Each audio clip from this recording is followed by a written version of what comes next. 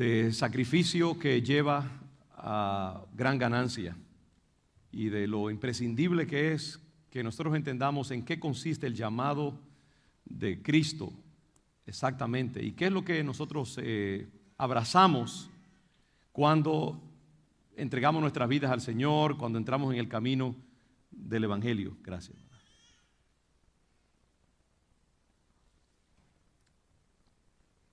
A manera de resumen y también de reforzar lo que hemos aprendido, estamos hablando acerca de que muchas veces en la sociedad en que vivimos, en este siglo XXI y en esta cultura, sobre todo en el norte, en Estados Unidos, en Europa, como que el Evangelio está experimentando una evolución y no necesariamente hacia lo mejor, donde muchas veces no se está enfatizando la verdadera naturaleza de la vida cristiana, que es una vida que incluye sacrificios, incluye la cruz, no solamente para nuestro paladín, nuestro prototipo que es Cristo Jesús, sino también para nosotros. De ahí lo que el Señor dijo, ¿no? Si alguno quiere seguirme, tome su cruz cada día.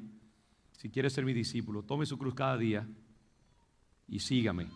Hablamos acerca de que el Señor, a diferencia de quizás muchos de nosotros, no estaba totalmente contento con toda la gente que lo estaba siguiendo.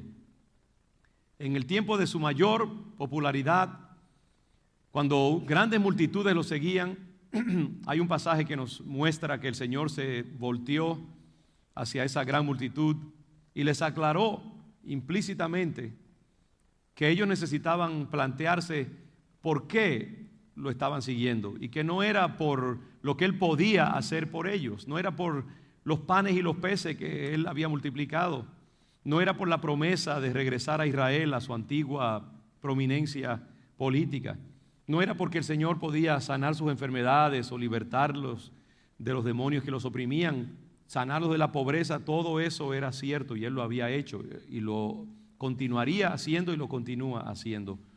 Pero esas son cosas accesorias, son cosas adicionales, son beneficios adicionales de la vida cristiana, pero no es el centro de la vida cristiana, ni es aquello por lo cual debemos buscar a Jesús. El hermano Gonzalo durante el devocional decía que ¿qué pasa cuando nos diagnostican una enfermedad? ¿Qué pasa cuando perdemos la casa? ¿Qué pasa cuando perdemos el trabajo? ¿Qué pasa cuando nuestro matrimonio no va exactamente como quisiéramos que fuera? ¿Qué pasa cuando tenemos un jefe que no nos trata bien? Cuando chocamos el carro, cuando no tenemos dinero para pagar el alquiler, cuando vamos al supermercado y cuando llega el momento de pagar, descubrimos que no tenemos todo el dinero para pagar la compra. ¿Qué pasa en esos momentos? ¿Podemos nosotros entonces también adorar al Señor, amarlo, glorificarlo, sentirnos que estamos todavía en el centro de su voluntad? ¿Podemos nosotros todavía experimentar el gozo del cristianismo? Porque ya se ha dado en nosotros una toma de conciencia de que eso no es verdaderamente lo que nos garantiza el amor de Dios, que hay otras cosas que son más importantes. Que podemos decir, como dice el escritor de Habacuc, que aunque la higuera no florezca, aunque no haya vides en los campos, aunque no haya vacas en las majadas, aunque los viles no estén todos pagos, con todo nos gozaremos en el Señor.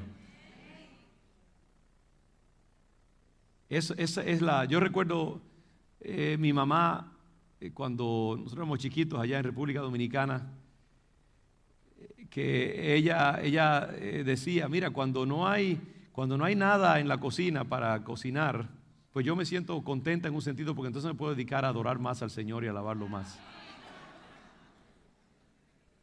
Y de paso, cuando el Señor vino a nuestra familia, todo cambió completamente. Vino la bendición, vino la provisión. Es increíble. Pero primero mi mamá tuvo que entender que eso no era la razón por la cual servir al Señor. Que hay otras cosas más importantes. Y lo interesante es que cuando se da en nosotros esa entrega de nuestro ser total, que sabemos que vamos a servir al Señor, llueva, truene o ventee, haya mucho, haya poco, la despensa esté llena o esté vacía, tengamos gran salud o no, entonces el Señor dice, ¿sabes qué? Ahora te voy a bendecir, ahora te voy a proveer, ahora te voy a dar. Porque irónicamente muchas veces en la vida cristiana no es hasta que nosotros nos despojamos de las cosas que las cosas comienzan a venir a nosotros. Muchas veces el Señor nos tiene que destetar, por usar esa palabra, ¿no? De la dependencia de las cosas materiales y entender por qué es que nosotros lo servimos y aprender a verlo a Él como el centro. Y eso solo llega verdaderamente cuando hemos pasado por un proceso de crucifixión. No sé si me pueden ayudar, Javier, allá arriba. Algo estoy oyendo que no está completamente bien. Algún hueco allí. No sé si ustedes lo oyen allá, pero yo sí, aquí lo oigo bien. Entonces, hermanos, ¿cómo se puede dar eso? ¿Cómo se da ese proceso en nuestras vidas de poder llegar a ese punto de que nos independizamos de las cosas materiales? Y eso solo puede llegar cuando nosotros hemos pasado por un proceso. Y Dios muchas veces nos va a pasar por ello. Es un proceso en que a veces Dios va a ponernos en tiempos de sequía y de esterilidad, en que nos van a faltar muchas cosas para entonces nosotros poder como aprender que no nos morimos sin esas cosas. Cuando el Señor nos despega de esas cosas y entonces podemos entender que nuestra vida no depende de eso. Como dice el Señor Jesucristo, que el hombre no depende de la comida, del pan, del vestido. La vida no consiste en esas cosas, sino en toda palabra que sale de la boca de Dios. Y Dios quiere pasarnos por ese proceso. Javier, todavía no está bien. Por favor, ayúdenme en eso porque me distrae. Perdona. Soy un poquito obsesivo, compulsivo. Sí, está prendido. No sé si esto será el problema o algo. No creo, no, está bien.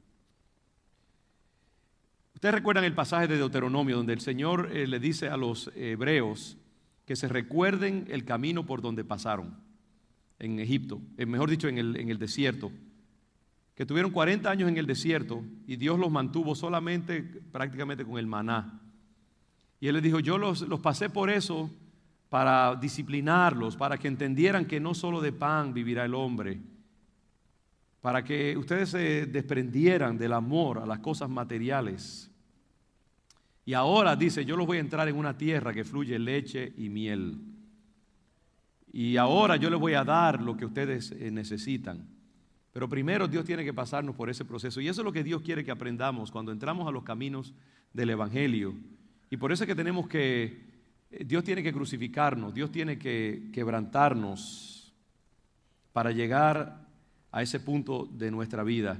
Y por eso es que mucho del Evangelio habla de eso, de dejarlo todo para encontrar a Jesucristo. Hablamos de todos estos pasajes, ¿no? Donde una y otra vez, cuando estas grandes multitudes seguían al Señor, el Señor les dijo, hey, si ustedes no aborrecen a su padre y a su madre, a mujeres, hijos y hermanos y aún a su propia vida, no pueden ser mis discípulos. Cuando llamó a Pedro y a sus compañeros, dice la Biblia que ellos dejaron en tierra sus barcas, lo que era la esencia misma de su supervivencia. Dice que dejándolo todo, le siguieron. Cuando el Señor sanó a Bartimeo el ciego, dice que Bartimeo dejó su capa y siguió al Señor. Entonces es llamado radical. Cuando llamó a Leví, dice que Leví estaba atendiendo en la mesa de la colecta de los impuestos y a las rentas internas. Y cuando él llamó a Leví, le dijo, ven y sígueme. Y Leví dejándolo todo, se levantó y le siguió. Y Leví entonces dice que le hizo un gran banquete en la casa de él. Y en ese banquete él invitó a todos sus amigos, lo que nosotros tenemos que estar haciendo en nuestras vidas. Invitó a todos sus amigos, toda la gente pecadora de la ciudad. Y había mucha compañía de publicanos y de otros que estaban a la mesa con ellos. Leví dejó su profesión, invitó a todos sus amigos y entonces se convirtió en un evangelista y en un seguidor de Jesucristo. En Marcos capítulo 8 dice que Jesús llamó a la gente, a sus discípulos y les dijo: si alguno quiere venir en pos de mí, niéguese a sí mismo y tome su cruz y sígame. Porque todo el que quiera salvar su vida la perderá, y todo el que pierda su vida por causa de mí y del evangelio la salvará. Hay otro pasaje del cual leímos donde el Señor llama a una persona en el camino y este hombre le dice: Señor, yo te voy a seguir a donde quiera que tú vayas. Pero él no entendía algo, y es que el Señor en realidad no tenía un solo lugar a donde ir. Su vida era itinerante. Y el Señor le advirtió, le dijo: las zorras tienen guaridas y las aves de los cielos tienen nidos, mas el Hijo del Hombre no tiene dónde recostar la cabeza. ¿Estamos dispuestos nosotros a seguir al Señor donde quiera que Él nos vaya a llevar? ¿Estamos dispuestos nosotros a acompañar a Jesús en su camino a través de la tierra? ¿Estamos dispuestos nosotros a seguir a Cristo cuando Él nos lleva a un vecindario peligroso, por ejemplo, para proclamar su palabra?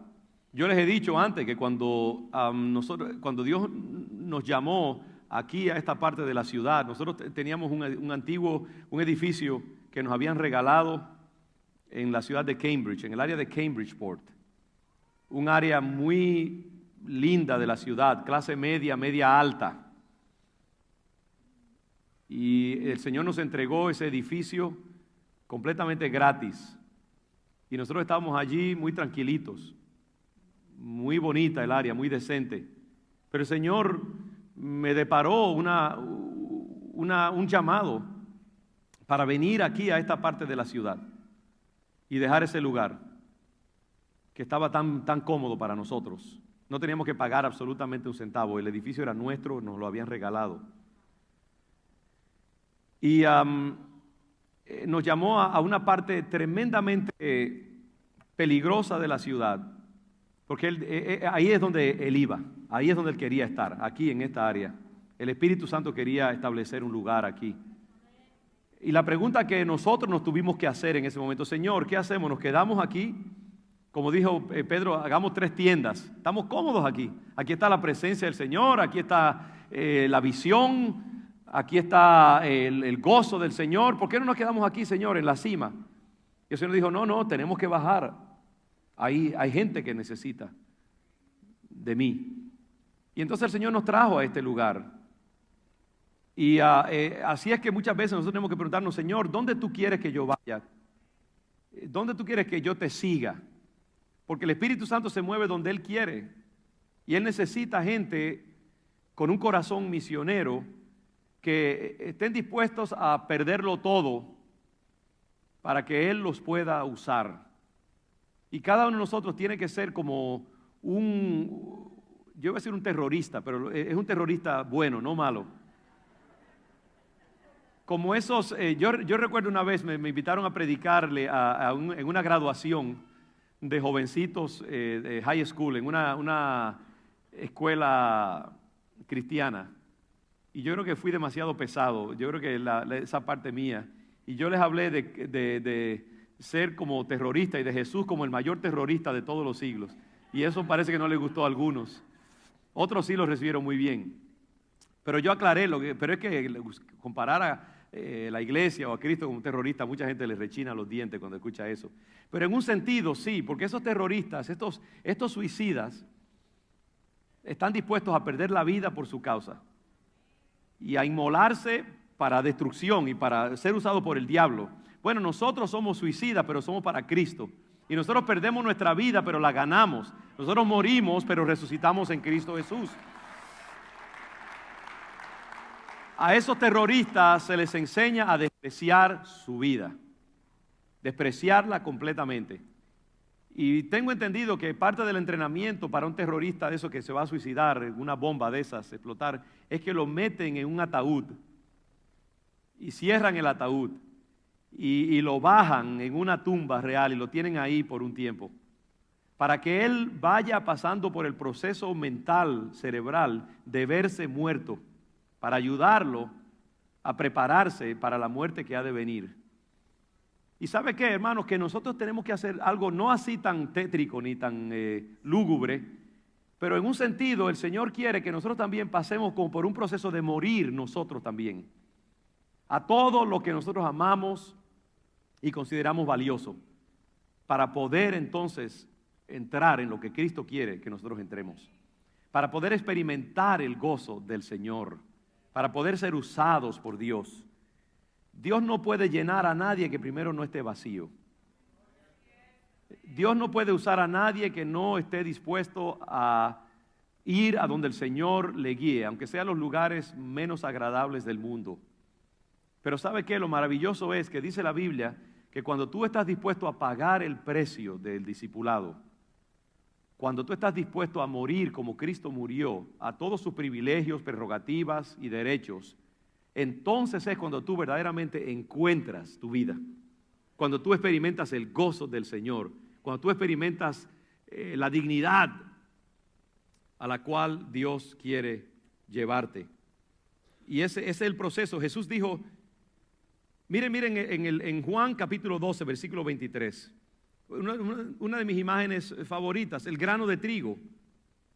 Dice que Jesús le respondió diciendo, ha llegado la hora para que el Hijo del Hombre sea glorificado. ¿A qué se estaba refiriendo Jesucristo cuando decía que había llegado la hora para que Él fuera glorificado?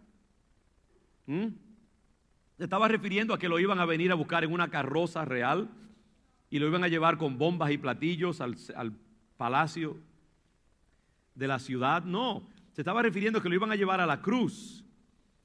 Pero Él lo veía como su glorificación, el momento para Él ser glorificado. En la cruz Él iba a ser glorificado.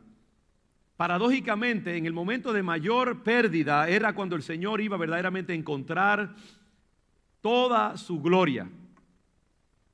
E iba a hacer allí en la cruz la mayor hazaña que jamás haya hecho alguien, que fue, dice, derrotar a los principados y las potestades, anular los decretos que nosotros teníamos contra nosotros, el diablo siempre acusándonos, y no teníamos a nadie que nos defendiera, exhibir públicamente, avergonzar públicamente los poderes demoníacos, alcanzar salvación para todos nosotros, toda la humanidad que se entregara a Cristo iba a poder ser salva por medio de su cruz.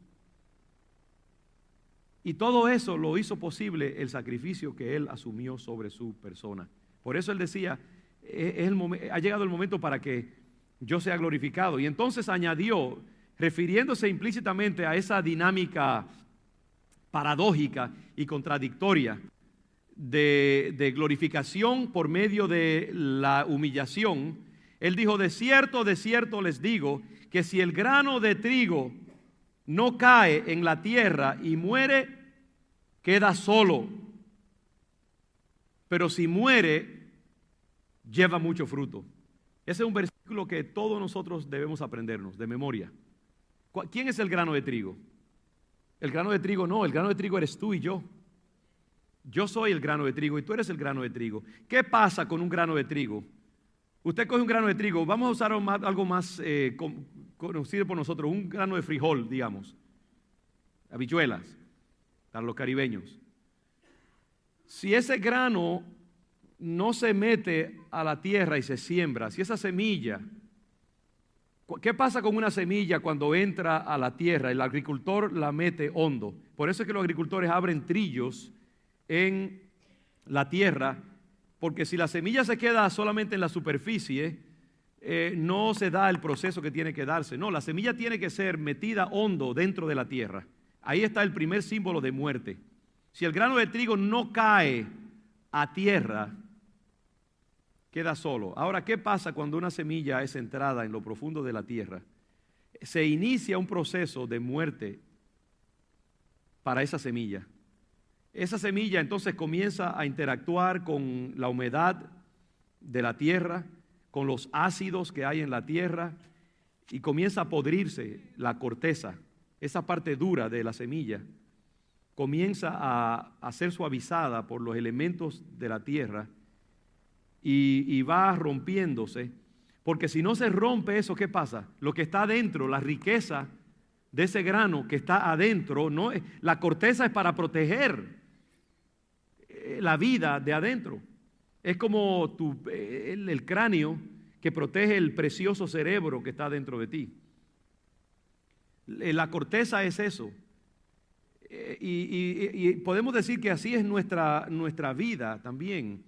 Sabe, hermano, que nosotros nos enamoramos tanto de la corteza que nos olvidamos que eso no es lo que importa es lo que está dentro, el espíritu.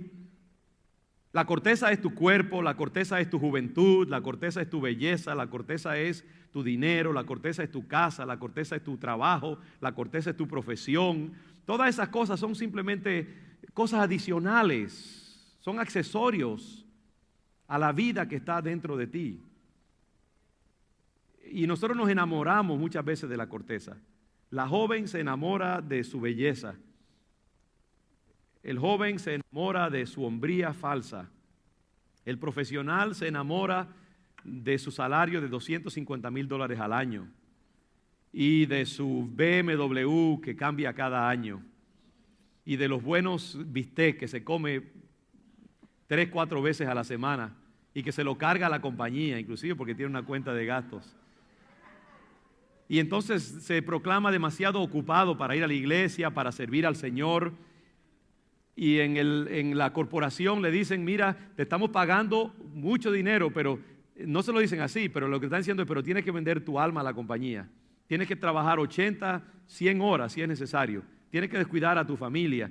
No tienes tiempo para ir a la iglesia y para servir al Señor.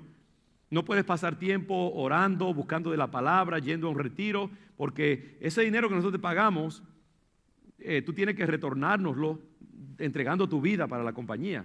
Y si la compañía te dice que hagas algo inético y que mientas en los anuncios que damos o los productos que ofrecemos, no importa. Mire, hermanos, déjeme ponerme aquí autobiográfico un momentito. Yo compré un carro esta semana, gloria a Dios, un carrito pequeño que está de lo más bonito ahí. Ya el mío me daba vergüenza ahí con todo el ruido que hacía cuando los hermanos me recibían allí a veces por la mañana. Pero ¿sabe qué? Cuando usted va, y de paso, si hay alguien aquí que vende carros, no me refiero a usted, yo sé que usted es un cristiano serio y que no hace nada de eso. Pero oigan, hermanos, a veces meterse en las manos de un vendedor de carros que sabe lo que está haciendo, eso usted encomiende su alma al Señor, ¿sabe? Porque hay como 30 maneras o 40 en que ellos pueden siempre atraparlo en algo. O si te vamos a dar los vidrios ahumados, pero te sacan el radio con 6 bocinas y te dan otro carro y no te dicen que eso iba con el otro carro. Es decir, es infinito el número de posibilidades en que te pueden. Y así es mucho del mundo corporativo de esta nación. Está diseñado para atrapar al consumidor, para venderle cosas que no quiere, que no necesita, productos que no valen la pena, para engañar a la gente de muchas maneras. ¿Y quiénes son los que tienen que hacer esas cosas? Son los empleados. Y son muchos de ellos cristianos, desgraciadamente. De nuevo, no es que estemos tampoco súper espirituales, pero lo que le quiero decir es que el mundo es así. El mundo te pide, y yo creo que nosotros tenemos que caminar en el mundo livianamente. No podemos comprometernos tanto con el mundo que el mundo dicte lo que nosotros seamos y hagamos. Hay ciertos compromisos que hay que hacer, hay ciertas cosas, pero tenemos que tener los ojos bien abiertos porque el mundo te va a pedir tu alma. Y el mundo te va a ofrecer una serie de cosas brillosas, atractivas, adictivas, para que tú le vendas tu alma. Y las trampas que el diablo tiene son infinitas. Y nosotros los hijos de Dios no podemos enamorarnos de esas cosas. Tenemos que decir, no, eso es parte de la corteza. Lo que yo soy dentro de mí es mi espíritu. Eso es eterno. Lo que vale la pena es mi relación con Dios. Lo que vale la pena es lo que yo puedo hacer en este mundo por el Evangelio. Lo que vale la pena es lo que yo puedo invertir para gloria eterna. La Biblia dice que creemos riqueza en los cielos, no en la tierra. ¿Cuántos de nosotros hemos pasado por el proceso de transformación que se requiere para verdaderamente saber dónde deben estar nuestras prioridades? Eso no quiere decir, joven, adulto, que estás trabajando para una corporación. o que te estás preparando en un programa de administración de empresas, o que tienes sanas ambiciones de logros, eso no quiere decir que tú dejes que te metas entonces, haga un voto de pobreza y andes por la calle mendigando. No. Pero quiere decir que tú tienes que tener tus prioridades bien establecidas. Que lo primero es servir al Señor. Darle al Señor lo mejor de ti mismo. La Biblia dice que los ojos del Señor contemplan toda la tierra para descubrir a aquellos que son de corazón perfecto para con Él, para mostrarse a favor de ellos. Y muchas veces, para poder llegar a ese punto de convicción y de establecer las prioridades correctas, tenemos que decirle al Señor: Señor, pásame a través de un proceso de que yo pueda irme despegando del apego a las cosas materiales de este mundo. Crucifícame. Corta las conexiones entre el mundo y yo, para que entonces yo pueda caminar correctamente, yo pueda entender qué es corteza y qué es grano, qué es cáscara y qué es esencia. Y de nuevo, eso es lo que el Señor está diciendo acá, volviendo a la imagen, a la metáfora que el Señor usa. Si el grano de trigo no cae a tierra, mantengámonos ahí en esa imagen. Cuando el grano cae, como les decía, comienza un proceso de putrefacción, de decaimiento de la corteza exterior. Entonces voy a darle otra vuelta más a eso, porque el Señor me aclara de nuevo. Saben muchos de ustedes, porque yo les hablo de experiencia personal, el Señor tiene que muchas veces debilitarte y tienes que pasar por sufrimientos y pruebas, como el grano de trigo. Cuando la tierra está actuando, la humedad está actuando, los químicos de la tierra, las sales, los ácidos de la tierra están destruyendo la parte de afuera. Eso es análogo a cuando nosotros estamos pasando por diferentes situaciones en nuestra vida. Y nosotros creemos que, wow, esa casa, si yo pierdo esta casa, me voy a morir. Si yo pierdo este novio, me voy a partir en pedazos, no voy a poder vivir. Y el Señor dice: ajá, ¿sabes qué? Te lo voy a quitar para ver qué pasa. El grano de trigo, la corteza se está quebrantando, se está rompiendo. Y no es que el Señor es cruel, es que el Señor nos ama tanto que Él está dispuesto a pasarnos por la disciplina de un hijo de Dios.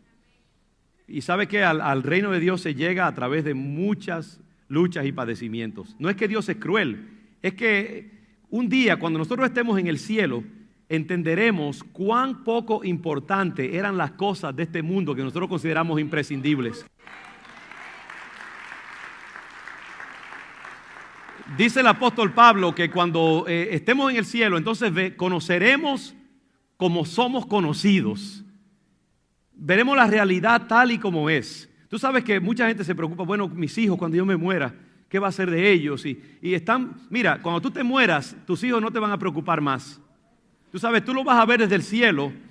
Tú lo vas a ver desde el cielo posiblemente, y vas a entender que lo que ellos están pasando es parte de un plan glorioso que Dios tiene. Que ellos van a tener que pasar por sus propias luchas y sus propias tribulaciones como tú pasaste por ellas. Y así como tú sobreviviste, ellos también van a sobrevivir. Y las oraciones que tú dejaste aquí invertidas y las cosas que tú invertiste en el reino de Dios, los van a bendecir y los van a perseguir, dice la palabra, hasta la tercera y la cuarta generación.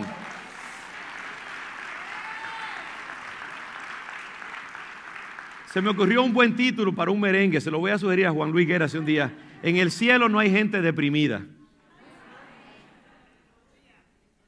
Porque cuando la gente en el cielo mira este mundo, entiende que todo lo que pasa en este mundo, todo, un niño que se muere prematuramente en el vientre de su madre, un joven que un carro lo golpea en la calle y muere, un volcán que erupta y mueren 100,000 personas. Mire, hermanos, a la luz de la eternidad todo tiene sentido. Todo en última instancia refleja el amor, la gracia, el poder, el control, la gloria de Dios. Todo, aún lo que nosotros no podemos entender. Toda la existencia es un tejido misterioso de cosas buenas y aparentemente malas. Pero a la luz de la eternidad todo tiene absoluta coherencia. A la luz del control de Dios sobre todo lo que pasa en este mundo, todo tiene significado, todo refleja la bondad y el control de Dios. El diablo no puede ganar ni una sola batalla. Mire, el diablo creyó que cuando estaba subiendo a Cristo a la cruz iba a ganar y no sabía que lo que estaba haciendo era urdiendo la derrota más grande que él iba a recibir. El diablo está condenado a hacer siempre la voluntad de Dios. El diablo es un instrumento que Dios usa para poder hacer lo que Él quiere en este mundo, ¿sabe? En última instancia, Satanás es el perro de Dios, por así decirlo. Sinceramente, me cubro con la sangre de Cristo cuando digo eso. Porque en realidad es simplemente un instrumento que Él usa para llevar a cabo. No es como que Dios se levantó y dijo, cree algo, Satanás. No, Él sabía todo, Él sabía lo que iba a pasar en este mundo. Pero Él usa este poder para ciertas cosas. Pero cuando nosotros estemos en el cielo, cada uno de nosotros, aunque tú dejes, esto lo digo si hay alguien aquí que está preocupado, cuando yo me vaya, ¿qué va a ser de mis hijos? Mira, cuando tú pases por las puertas del cielo, en ese mismo instante ya no hay preocupación para ti. No hay temores, no hay nada, tú vas a entenderlo todo claramente, tú vas a saber el porqué de las cosas. Tú vas a saber que sí, aunque tus hijos pasen por tribulaciones, aunque en el mundo haya guerra y todo esto, no estés deprimido, celebra. Si tú estás en Cristo, para ti no hay condenación, para ti no hay muerte, para ti no hay tristeza, para ti hay solo gozo, celebración, todo. Lo que tú consideras tan importante en este mundo, Dios te lo quita, pero es para tu bien, para tu bendición. Dios lo que quiere es enseñarte que tú verdaderamente no hay nada que tú necesites de este mundo prácticamente. Que lo único que tú necesitas es a Él. Si tú lo tienes a Él, tú lo tienes todo lo demás junto con Él. Y yo he aprendido que muchas de las cosas por las cuales nosotros pasamos, los sinsabores, las crisis, las luchas de la vida, si nosotros estamos en Cristo y le hemos pedido al Señor que tome control de nuestra vida, todo eso es simplemente diseñado para el entrenamiento de un hijo de Dios. Dios te pasa a través de estos procesos para quebrantarte, para debilitarte, y a eso es que venía originalmente, que muchos de nosotros vamos a tener que ser debilitados. Hay muchos hombres que van a tener que perder esa fuerza extra que tienen, esa hombría, esa testosterona extra que le está dando problemas en su vida. Hay muchas mujeres que van a tener que perder quizás esa belleza carnal que hay en ellas y convertirse en siervas verdaderas de Dios. Hay jóvenes que están llenos de inseguridades y otras cosas y Dios los va a tener que pasar por pruebas para que entonces lleguen a un punto de humildad y de entrega verdaderamente su vida para entonces el Señor poder hacer de ellos grandes profesionales, grandes siervos de Dios, hombres sabios y entendidos, gente verdaderamente poderosa en el Señor. Pero hay que pasar por el trapiche, hay que pasar por el proceso de la crucifixión. El grano de trigo tiene que caer a tierra. El grano de trigo tiene que pasar por un proceso de deterioro. No hay vida si no hay deterioro primero. ¿Qué mujer ha dado a luz sin que su vientre se deforme? ¿Y qué mujer después que ha dado a luz ha vuelto totalmente a la misma sutileza y agilidad que tenía antes? Siempre alguien paga un precio por la vida. Siempre hay dolor, siempre hay incomodidad, siempre hay un grado de fealdad en toda producción de vida. Y así mismo pasa con nosotros. Si nosotros queremos crecer en los caminos del Señor, si queremos llegar a ser gente verdaderamente poderosa y alegre y gozosa en el Señor, primero Dios tiene que tomar una cuchilla y comenzar a cortar cosas de nosotros.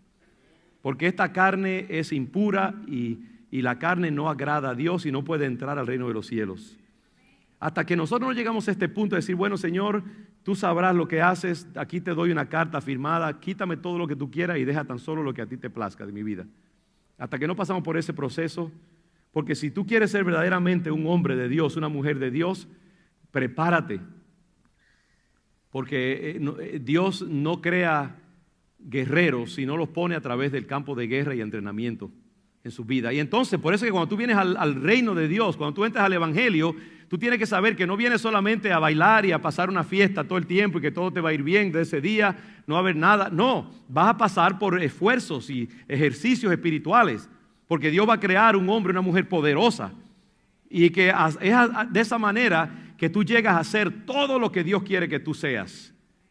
Y puedes apreciar las cosas del Evangelio. Entonces, volviendo a la imagen, el grano de trigo cae a tierra. Comienza el proceso de quebrantamiento, debilitamiento. Hay cosas que Dios te va a quitar, cosas muy amadas. Cosas que tú verdaderamente adoras. Y que tú crees que sin esas cosas no puedes vivir. Son cosas preciosas para ti, parte de tu personalidad. Tú amas esas cosas, te dan placer, te dan gusto. Y el Señor dice, pero eso es un impedimento. Así que te voy a poner a través de una serie de ejercicios. Toda la vida cristiana, si está viviéndose verdaderamente, auténticamente, es un proceso de quebrantamiento gradual y paulatino. Toda la vida. Si usted viene al Evangelio, acostúmbrese a eso. No venga a un Evangelio falsamente fácil, porque lo que van a estar haciendo es que le van a estar vendiendo un embeleco. Cualquier iglesia que le diga que el Evangelio es solamente ganancia y buenas cosas y bendición aparente y dinero y progreso y no, hay crucifixión también, hay pruebas, hay ejercicios espirituales, hay el grano de trigo cayendo a tierra, muriendo. Entonces Dios te pasa por ese proceso y dice la Biblia entonces que si el grano de trigo no pasa por ese proceso de caer a tierra y morir, no puede dar fruto.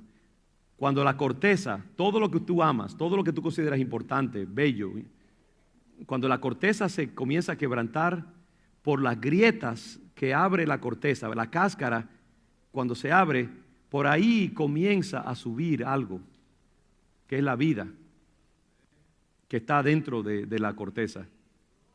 Por eso es que usted ve muchas veces el grano de trigo se mete a tierra y pasan días. Y usted cree que no está pasando nada, no se ve nada. Pero un día usted ve una cosita que brota verde, transparente casi, delicada. Es la vida que estaba metida dentro de la corteza. Y así pasa con nosotros. Muchas veces, y todo depende de cómo tú reaccionas a las pruebas, a las luchas, a los sufrimientos, a las pérdidas de tu vida. Tú tienes dos opciones cuando pasas por una prueba o una dificultad. O te amargas o te haces más fuerte y más bello. ¿Cómo se amarga uno? Se amarga uno rebelándose contra Dios cuando Dios te quita algo que tú amas. Te amargas y te debilitas cuando rehusas ver lo que Dios está haciendo a través de eso. Cuando te niegas a moldearte y besar la mano del que te ha abofeteado. Cuando levantas la cabeza en rebeldía y maldices a Dios y dices, me vendiste una falsedad, no te quiero. Cuando gritas, te deprimes, rebelas, te pateas contra Dios, te amargas, cuestionas. Entonces el trato de Dios se convierte en un aguijón para tu vida. Dice la Biblia, dura cosa te es dar patadas contra un clavo. ¿Cómo se fortalece uno? Cuando tú mansamente aceptas la disciplina de Dios. Y dentro de tu dolor y tu natural lucha, tú sabes, bueno, ahora estoy pasando por esto, pero en algún momento voy a tener que volver a donde mi papá, inclinarme delante de él y besarle la mano, y decirle, hágase tu voluntad y no la mía. Me diste un golpe y todavía estoy sin aliento, pero te amo y te voy a servir de alguna manera. ¿Sabe que hay momentos así que uno recibe un golpe muy grande en su vida y es natural que uno se sienta adolorido y se sienta a veces hasta molesto con Dios? Pero dentro de usted tiene que llegar el punto en que usted diga, sí, pero tarde o temprano voy a tener que volver donde papá y le voy a tener que dar un beso. Cuando se me pase la perreta voy a tener que volver donde él y bendecirlo. Está bien, puede haber tiempo, es natural que la carne se duela. El grano de trigo, si pudiera gritar y tuviera conciencia como nosotros, gritaría cuando se está rompiendo su corteza. Pero tarde o temprano nosotros tenemos que entender, no, esto es parte del proceso de Dios. Esta vida no es nada. Esto es un espejismo. El dinero se va, la belleza se va, el vigor de la juventud se va. tarde o temprano terminamos en la vejez y en la tumba. Ese es el destino de todo ser humano. Las cosas en este mundo se deterioran. Desde el momento en que salen de la tienda ya comienza el deterioro. Y todos nosotros pasamos. Entonces yo creo que el cristiano tiene que llegar a ese punto en que entienda que todo en este mundo es una contingencia, es simplemente un accesorio. No se enamore de nada, no se apegue de nada, porque si Dios se lo pide, usted está obligado a dárselo porque es para su bien y para su bendición. Y eso es parte de su crecimiento. Eso es parte de la plataforma que usted necesita para su futura glorificación. Eso es parte de la cruz que usted tiene que pasar como la pasó su maestro también. Usted no es mejor que su maestro. El Señor dijo, si esto lo hacen con el árbol verde, creo que es, ¿qué no harán con el árbol seco? El Señor dijo, si esto yo lo tengo que pasar, ¿qué no tendrán ustedes que pasar? Hermano, si tú vienes al Evangelio, entiende que ese es el llamado de Jesucristo. Entonces el Señor dice, si el grano de trigo no cae a tierra y muere y pasa por el proceso de perder las cosas que le gustan, de perder su corteza tan linda, de perder esa cualidad de estar enterito y bonito, y que uno puede coger algún tissue y brillar ese grano de haba o de trigo, sí, qué bonito se ve, qué brilloso. Si el grano de trigo no está dispuesto a verse feo y deteriorarse y arrugarse y romperse, lo que está adentro, que es la vida, no puede salir. Y saben que, hermanos, que la cosa más maravillosa es cuando un hombre, una mujer, mientras se bebe sus lágrimas, comienza a sentir como que brota dentro de ella algo diferente. Hay un amor por Dios diferente, hay un entendimiento de Dios diferente. Esta persona comienza a leer la Biblia y comienza entonces a entender cosas. Lee los salmos de David y ve a David sufriendo y siendo perseguido o arrepintiéndose de un pecado, de una caída, y dice, wow, yo he estado allí, yo entiendo lo que está diciendo. Ven a Cristo decir, llevad mi yugo sobre vosotros, y Él entiende lo que quiere decir. Tome su cruz cada día y sígame. Haya pues en vosotros el mismo sentir que hubo en Cristo Jesús.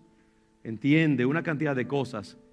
Piensa en Cristo y como Él ha pasado por su propia crucifixión o ella, entiende ese varón experimentado en quebrantos, que es Jesús. Entiende lo que es la crucifixión, lo que es el viernes, 3 días bajo de la tierra como el grano de trigo. Y comienza a ver la Biblia de una manera muy diferente. Comienza a entender los principios de la humildad, la mansedumbre, el amor, la paciencia. Esa persona que era tremendamente impaciente e intolerante de los demás, ahora como que está más dispuesta a perdonar ofensas y a ser más gentil con las personas. Esa persona que se creía la gran cosa en el mundo, ahora sabe que yo no soy nada. Yo necesito la misericordia de Dios como cualquier otra persona. Porque ha pasado por el proceso. Nadie puede llegar a lo que es la madurez cristiana, a lo que la Biblia llama el fruto del Espíritu Santo, a menos que no sea a través de padecimientos, pruebas y dificultades. Y si no está dispuesto, no está preparado para hacerlo, entonces no merece ser un discípulo de Jesucristo. No va a ser verdaderamente un hijo de Dios. Dice la palabra que ¿qué padre, cómo puede un padre amar a su hijo si no lo disciplina antes? Dice la Biblia que Dios al que ama, disciplina. Si no nos disciplina es porque somos bastardos, dice la palabra. Si tú no estás experimentando en tu vida quebrantos, dificultades, pruebas, esfuerzos, mira, preocúpate, porque eso quiere decir como que Dios quizás no está trabajando en tu vida. Pero si Dios está trabajando en tu vida, te va a estar entrenando, fortaleciéndote como un atleta que se expone al ejercicio, se expone a la resistencia para que sus músculos se hagan más grandes, para que sus pulmones puedan tomar más aire. Hay que pasar por las pruebas. El grano de trigo tiene que caer a tierra, tiene que morir, tiene que entender que el evangelio no es solamente aparentes triunfos. Y tiene que saber por qué sirve a Cristo, si lo sirve por los panes y los peces o porque Cristo es el tesoro más grande que un hombre o una mujer pueda tener. Y está dispuesto a darlo todo para tener eso. Si el grano de trigo no cae a tierra y muere, queda solo. Si lo único que tú haces es venir a la iglesia, hermano, hermana, y pasar por un proceso superficial, si tú no te dejas tratar por Dios, si tú no estás entregando cosas que tú amas, si tú no estás padeciendo algún tipo de disciplina y prueba, si no estás mejorando cada día, si no estás llorando lágrimas delante del Señor, si no estás orando, si no estás buscando de la palabra, si no estás dejando malos hábitos, si Dios no está transformando tu mente, si no hay cambios en tu vida, si no estás pasando por diferentes procesos de entrenamiento, si no le estás entregando al Señor algo que tú amas, si la vida cristiana no es esfuerzo, si tú vienes a la iglesia solamente cuando tienes ganas y cuando todo está bien, si tú le das al Señor solamente cuando tienes exceso, no eres verdaderamente un discípulo. No está pasando lo que tiene que pasar en tu vida. El grano de trigo no está cayendo a tierra y está quedando solo. Por eso tanta gente viene a la iglesia y no experimenta el gozo del Señor. Tanta gente viene a la iglesia, la palabra permanece cerrada. La abren y es como de plomo. Escuchan los sermones y es como si les hablaran en chino. Dan vueltas en las mismas situaciones, año tras año. Su vida es la misma, su matrimonio es el mismo, su carácter es el mismo, no cambian. Su vida de servicio al Señor es la misma. Su condición de depresión y de insatisfacción es la misma. Oran y Dios no oye. Interceden y no ven respuesta.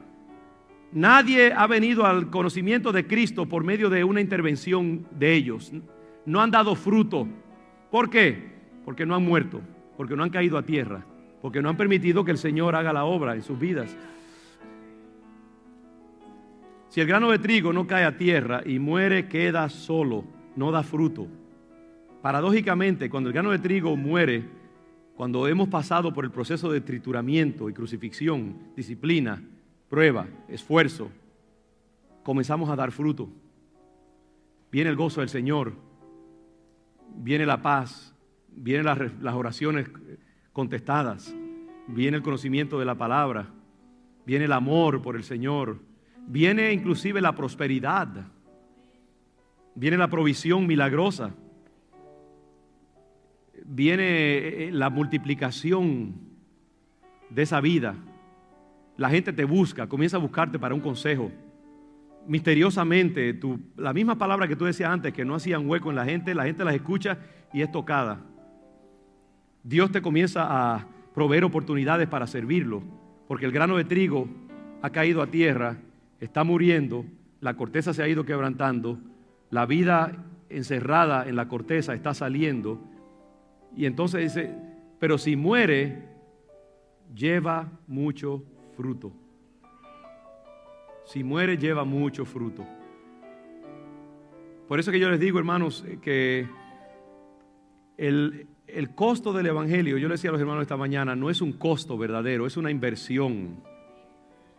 Porque en realidad la ganancia es después que tú pasas por el proceso de la crucifixión.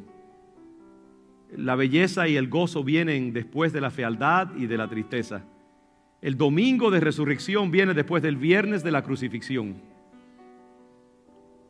El canto de los ángeles parados sobre la piedra que cubría la tumba y el gozo de los discípulos de saber que el Maestro ha resucitado y que todo lo que él decía era verdad, viene después de la noche desgastadora en el palacio de Herodes, siendo abofeteado, siendo cuestionado, pasando una noche de desvelo y después cargando esa terrible y pesada cruz y sintiendo el dolor de los clavos sobre las manos y los pies y metiéndose en la cueva de la tumba por 3 días y yendo a los infiernos, como dice la palabra. ¿Qué pasó allí? No lo sabemos.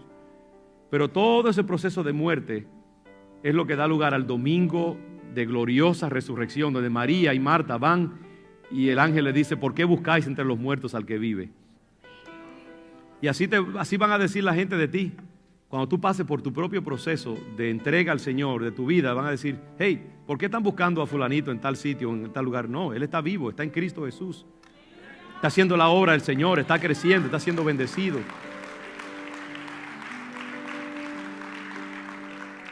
Quiere el Señor, hermanos, quiere el Señor hacernos entender este proceso. Estoy predicando estos sermones porque siento que el Señor está llamándonos a tomar conciencia de que la vida cristiana es una vida de pruebas, de tribulaciones, luchas, pero también es la vida más gloriosa que usted se puede imaginar. Pero primero usted tiene que perderlo todo para ganarlo todo. Primero tiene que estar dispuesto a saber qué es importante y qué no es importante. Primero tiene que saber qué es corteza y qué es esencia. Primero tiene que saber que todo lo que Dios le quiera pedir, nunca Dios le va a quitar nada porque Dios es cruel, sino se lo va a quitar porque es para su bien y su bendición.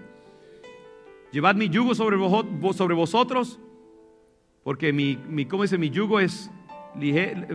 yugo es liviano, ligera mi carga, algo por el estilo. La idea es que el yugo del Señor es más liviano que el yugo que el diablo te puede poner.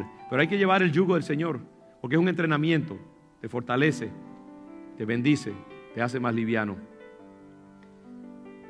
Vamos a pedirle al Señor que se apodere en nuestros corazones y nuestras mentes. Bajemos nuestras cabezas un momento. Yo quiero invitarme a mí mismo en esta mañana, en esta tarde, a decirle al Señor: Señor, yo entiendo lo que es corteza, yo entiendo lo que es cáscara y lo que es esencia. Y te entrego la cáscara y te entrego la esencia. Rompe mi corteza, rompe mi carne, para que la vida que está dentro de mí, el Espíritu Santo que tú has puesto dentro de mí, pueda salir a través de la debilidad, a través de mi carne que se ha hecho transparente y frágil, y que en la medida en que mi carne va decayendo, mi espíritu se vaya fortaleciendo, para que entonces tú puedas hacer tu obra a través de mi vida. Y yo renuncio a todo apego, a todo aferramiento, a cualquier cosa de este mundo. Te entrego lo que yo más amo, con temor y temblor. Te pongo mis ilusiones juveniles, los sueños del futuro, las cosas que yo más amo, los rasgos de mi carácter y mi personalidad y mi temperamento, todo, mis apetitos, las cosas que me dan placer, todo lo pongo en tus manos, Señor. Entrega ahora mismo al Señor todo lo que hay en ti, para que tú puedas entonces experimentar lo que es el verdadero gozo de la vida cristiana. Entonces pueda comenzar verdaderamente la fiesta. Si hay alguien en esta tarde que quiera entregar su vida al Señor por primera vez y no lo ha hecho antes, yo quiero invitarles a levantar su mano, ponerse de pie donde usted está. Si hay alguien que no lo ha hecho todavía, habrá alguien que quiera entregar su vida a Jesucristo, quiera ser como el grano de trigo cayendo a tierra, muriendo. Póngase de pie en este momento o levante su mano. Quisiéramos orar por usted. Si usted ha venido con alguien y esa persona le puede acompañar, vamos a tener el altar abierto aquí para que cualquier persona, o si usted ha sentido el Señor un llamado en su vida y quiere simplemente consagrarse más al Señor y entregar más su vida al Señor, póngase de pie o pase aquí al frente como usted desee, pero haga algo que indique ese compromiso con el Señor Jesucristo, con el llamado a la cruz del Señor Jesús. Le invito a hacer esto en este momento.